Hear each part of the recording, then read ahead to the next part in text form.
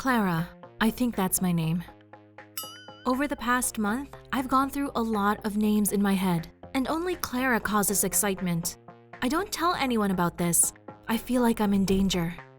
It's hard to believe, I know, but it's true. And by subscribing to the channel, you will find many more interesting stories.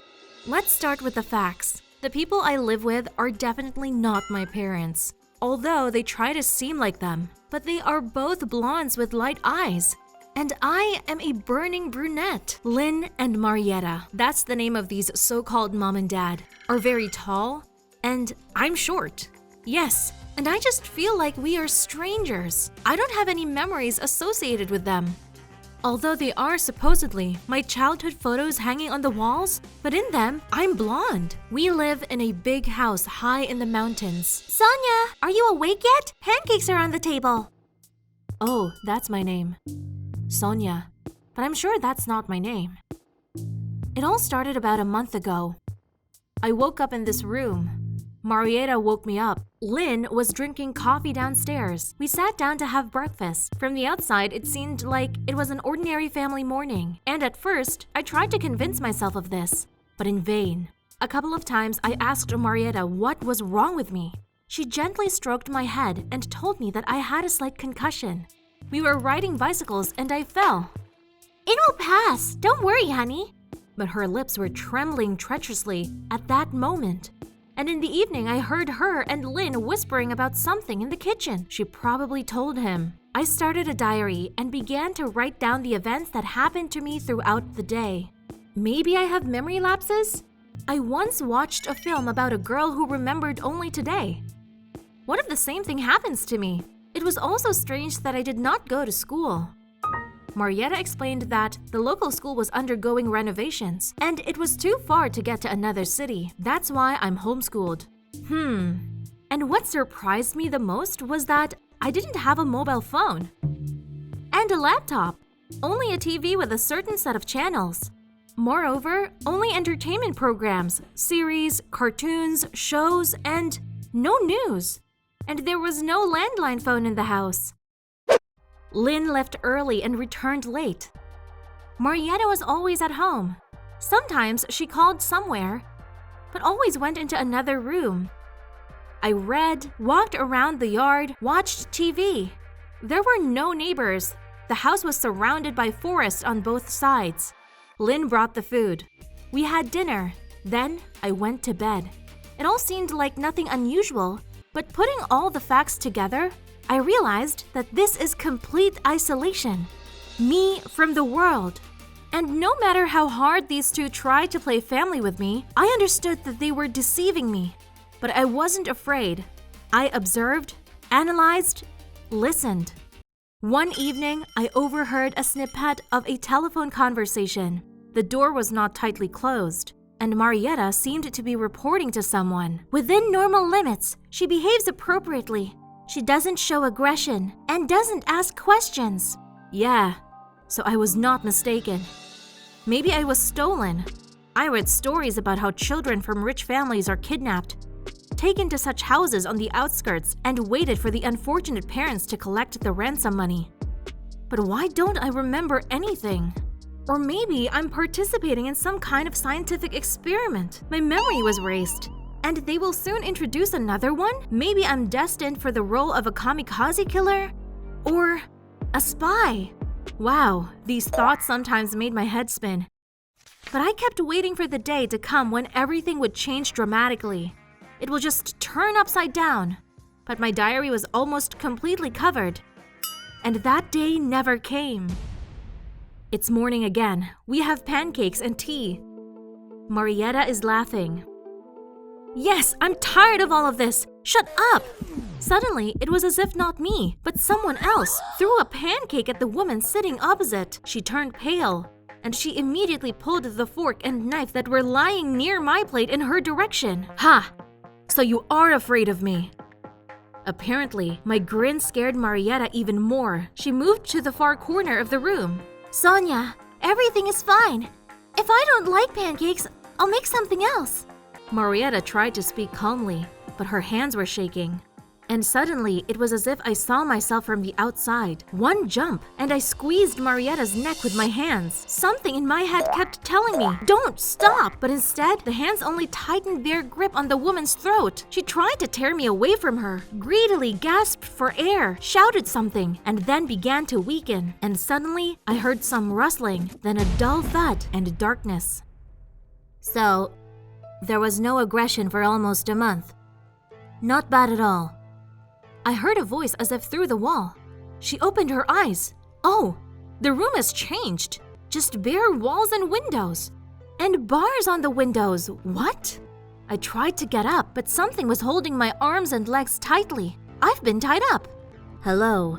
The doctor bent over me. How are you?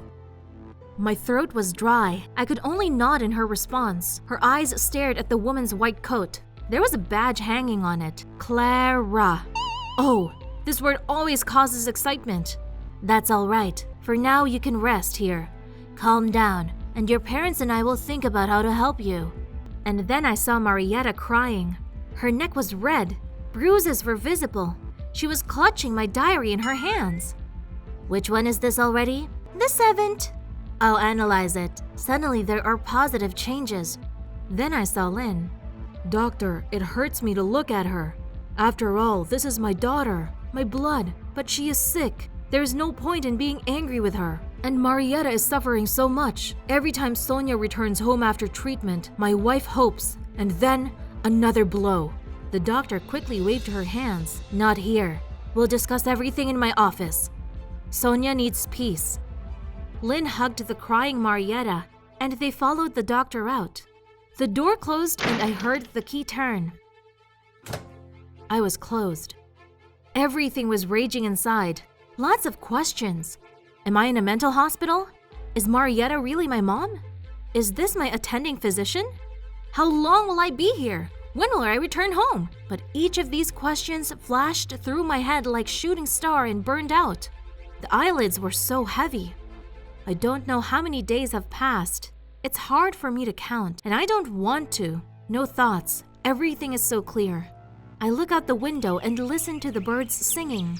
Once, a woman visited me. She says she is my mom. But I know that this is all a game. I do not believe anyone.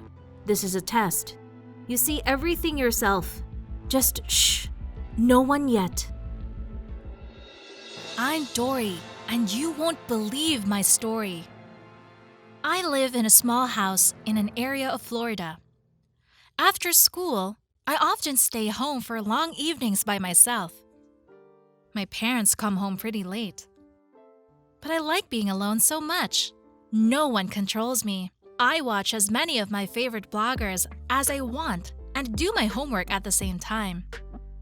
Or put hard rock music on full blast. In a word, having fun. Once I got home, I grabbed a bite to eat and decided to take a little break. It was quiet. The birds were chirping outside. Someone was mowing the lawn. All of a sudden, bam!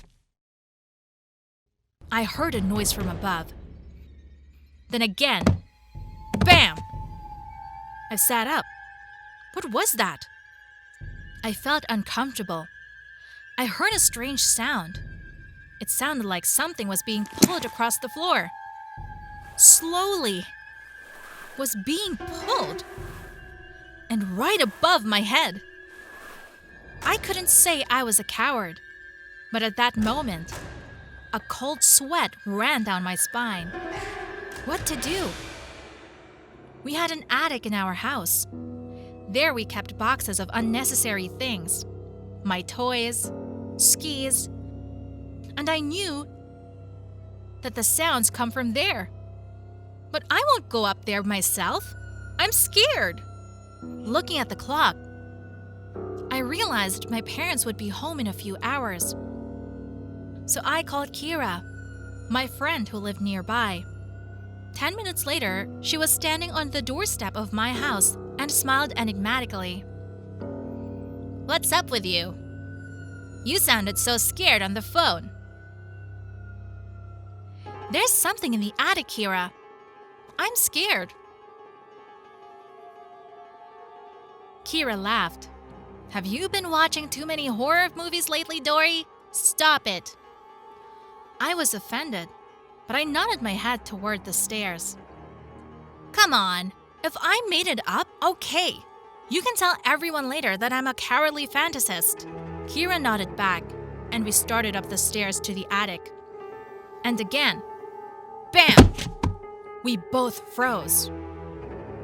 Kira shook her head negatively, ran down the stairs, and I heard the front door slam loudly. And she calls herself a friend. I sat down on the stairs. Everything was quiet in the attic. The lights on the streets were on. It was getting dark. I was beginning to doubt myself. Maybe I was imagining things. And I made up my mind. I quickly climbed the stairs and sharply opened the door to the attic. It creaked loudly and darkness enveloped me. I stood still while my eyes were getting used to the darkness. My heart was jumping out of my chest. My hands were sticky with sweat. A rustle. I heard it again. My knees trembled with fear, but I was determined to carry on to the end. Hey you! Come out! I'm not afraid of you! My voice was shaking, and inside I kept repeating to myself, don't be afraid, there can't be anyone here. I turned on the flashlight with a trembling hand. Shadows danced on the walls, which made it even more frightening. Suddenly, on the far wall, I saw a figure. Something horrible, prickly, with big, long ears and eyes. Eyes sparkling with some strange blue light. My hand with the flashlight shook, and so did the monster in front of me. I took a step backward, stepped on something soft. I heard a loud squeak. Mommy! Help me! I almost flew out of the attic, stumbled and tumbled down the stairs. But by some miracle, I caught the railing and smashed my teeth against it and stopped. There was a terrible noise in my head. My teeth hurt. Something hot was on my lips. I opened my eyes, and immediately in front of my nose, I saw my mom. She was standing at the bottom of the stairs with her mouth open, looking at me. She was holding grocery bags from the store. What happened? I went to the attic. There was a noise. Mom, there was something. But then I sobbed and couldn't speak anymore. I was in so much pain. An hour later, I was taken to the hospital. I had numerous bruises, a broken arm, and knocked out 2 of my front teeth. But that's nothing. The problem is that now I'm afraid to stay home alone. As it turned out, I was afraid of the huge toy bear, which my parents hid in the attic from me. It was supposed to be a gift for the successful completion of the school year. But what were the loud noises I heard in the attic? We never found out. And now I'm afraid to stay home. And I do not know what to do. Have you ever experienced such a thing? Right. How can I overcome these fears? I wonder if you've ever had one. I'm looking forward to your stories.